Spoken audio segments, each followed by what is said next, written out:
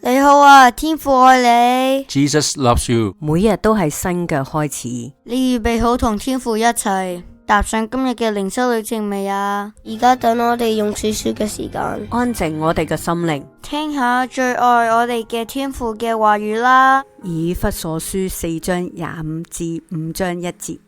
你哋要棄絕謊言，各人要與鄰舍講老實嘅說話，因為我哋係互為肢體。生氣嘅卻唔好犯罪，不可含怒到日落，亦都不可給魔鬼留地步。從前偷竊嘅唔好再偷，總要努力親手做正經嘅事，就可以有餘分俾嗰啲缺少嘅人。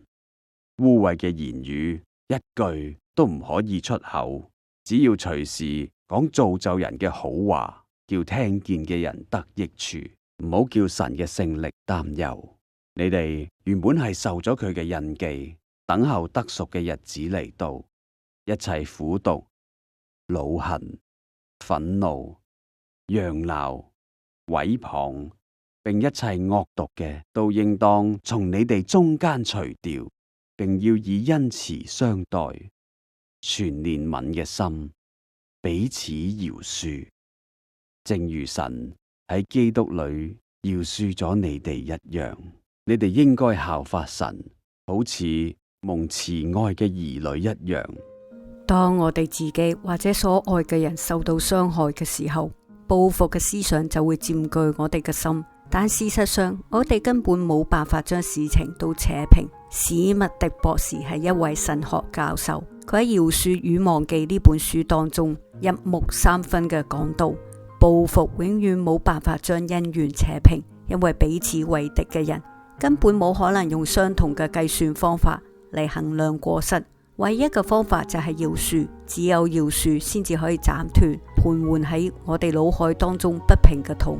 咁樣嘅真知灼見，有助於我哋理解點解保羅會喺以弗所書4章31至32節情詞迫切嘅講到，一切苦毒、惱恨、憤怒，並一切的惡毒，都當從你們中間除掉，並要以恩慈相待，彼此饒恕，正如神在基督裏饒恕了你們一樣。保羅知道，對以弗所信徒嘅靈命成長嚟講，有饒恕嘅心至為重要。保羅要佢哋彼此饒恕，因為神已經饒恕咗佢哋。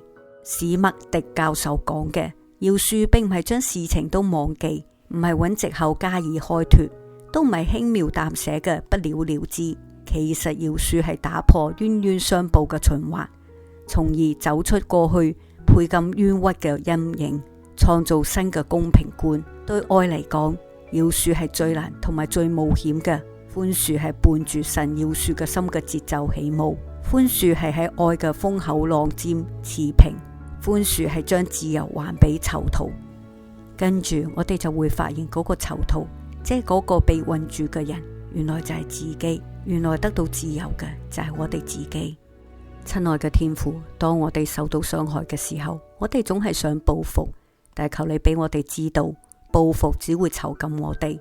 只有饒恕先至可以釋放我哋，只有喺你嘅愛裏面嘅饒恕先至可以令我哋自由。求你幫助我哋，叫我哋喺生活當中可以因着你嘅愛而識得去饒恕其他人。我哋嘅禱告奉主耶穌基督得勝之名祈求，阿門。詩歌選擇饒恕。